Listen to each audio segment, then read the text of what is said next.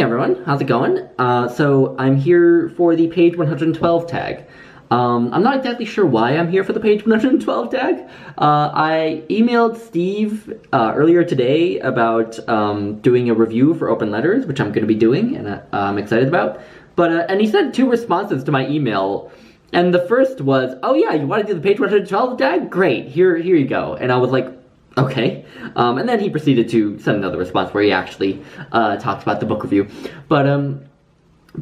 So anyway, this is a tag created by Sean the Book Maniac. I would be surprised if there's anyone who was watching this who doesn't watch Sean the Book Maniac and is therefore acquainted with this tag.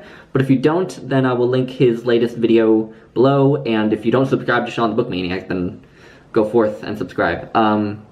So anyway, so this is going to be the page 112 tag in sort of its purified form. I've done it before, but I knew the authors and the titles and everything, and I had also picked the books myself, so like, you know, I knew roughly I would like them. But this Steve just kind of sent me 3 random books, or pages 112 from the books in just typed up in an email for each one separately without title or author, and they sent me a 4th email with the text. So, I've taken a glance at each of these because I was worried about dialogue and my ability as a narrator to indicate dialogue between different people. But thankfully only one of these has dialogue, and it's the first one, and it's only between 2 people. So what I'm going to do to indicate dialogue to make it easy for you, because I can't figure out how to, like, put up text on the screen like Sean the Book Maniac always does, what I'm going to do is, when one person is speaking, I'm going to do a lot of awkward jump cuts. So I'm going to be over to this side when one person's talking, over to this side when the other person's talking, and then I'll try to be in the middle when it's just narration. And I'll see how that goes. So we'll see if that's a train wreck or what. But anyway, the very first, the opening of this is dialogue. So anyway, I'll get right to it. Hannah is quite good at arithmetic already. I was thinking more... He waves his arm vaguely in the direction of that more, which encompasses society at large, and sighs again. Intercourse with the world. I was thinking more of her intercourse with the world. It's because she's short-sighted. She can't always make out who is approaching her. That's why she flees. Young Hannah has the habit of rushing abruptly to the chamber she shares with Betty, like a startled animal. Wouldn't like it if instead of being Mr. This or Madam That, there was just a vague shape coming towards you, like one of those witches the girls complain of in Salem Village. Those witches come in their habitual form. Apparently the girls see them clearly. Well, they must have better eyes for the supernatural than Hannah has for the natural. She puts the baby back in her cart. I won't have her going to Salem. She straightens up and looks Sewall in the eye. I won't have her being frightened. She's tearful at the very thought. So anyway, sorry if that turns out to be a shit show when I edit it, but anyway, so clearly 2 people talking about this girl named Hannah, who I guess wants to go to Salem, so maybe this has to do with witches, because they also talk about supernatural things. Perhaps Hannah is a little troubled, because I don't know, perhaps she's socially awkward? I don't know. Because I think the man who's talking, or I think it's a man, or one of them implies that she has some trouble with society at large. So, I just got a text message. So, yeah, that was interesting, I guess. So it seems like maybe witches are like this sort of regarded by many as this superstition that may or may not exist, because one of them talks about girls seeing them, but it not being confirmed. Yeah, I don't know. I'm not crazy about it. You know, it's okay. But, yeah, I don't know if it's maybe historical fiction, but, yeah. So, anyway, that was the first one.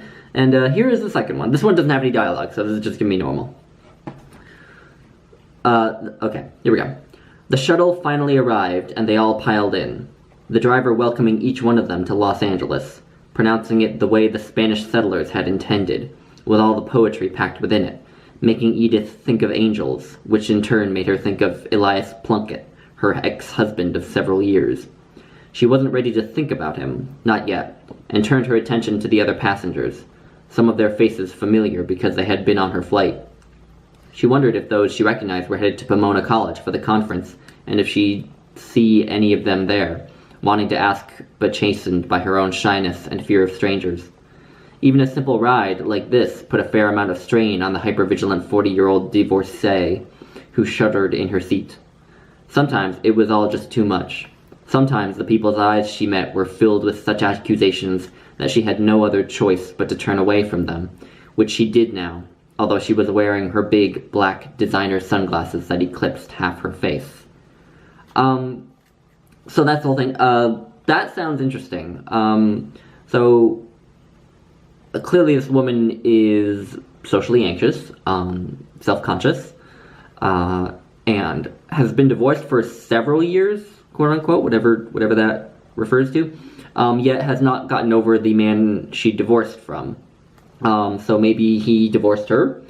Maybe she didn't want the divorce, and she's torn up about that. I'm also kind of interested in what this conference is about. I mean, it might not be important to the story, but just as an academic myself, I'm sort of interested when people bring up conferences. So yeah, this seems interesting. I'm interested to learn more about this woman.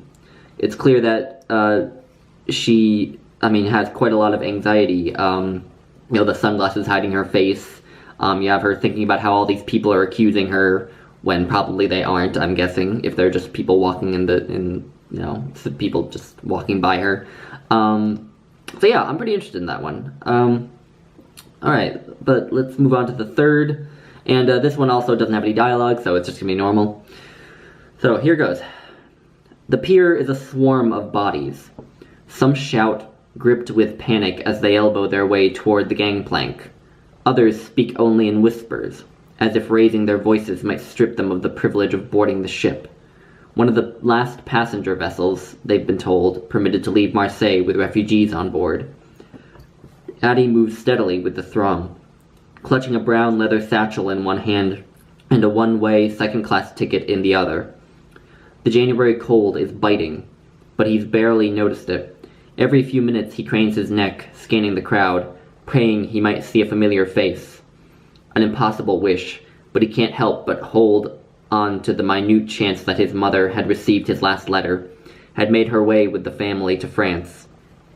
Whatever it takes, he'd written, please just get to Vichy. There is a man there named Souza Dantas. He's the one you need to speak with about visas.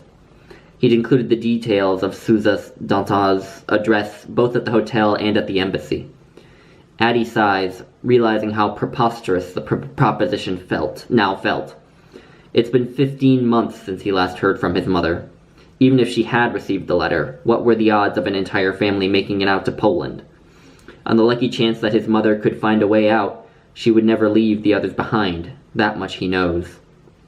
With every step closer to the ship, the knot in Addie's chest tightens. He brings a hand to his left side ribs, to the place where it hurts.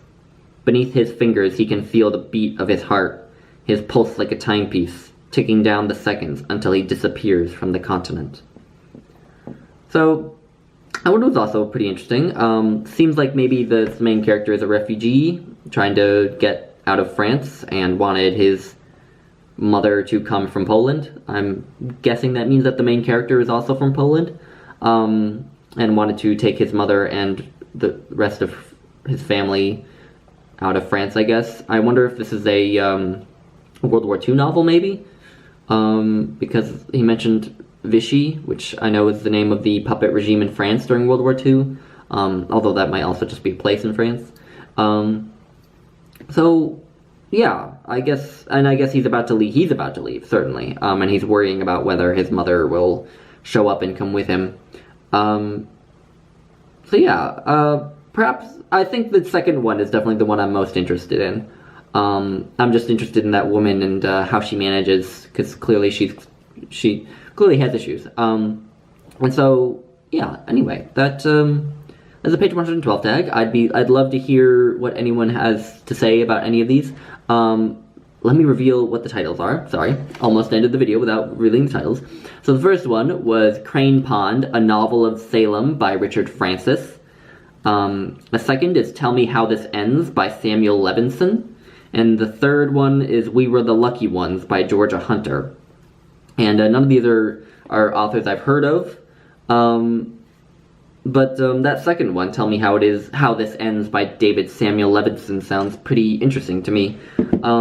So yeah, anyway, that's the page 112 tag. It was kind of cool to do it in its purified form. So yeah, anyway, thanks for watching, guys. Bye!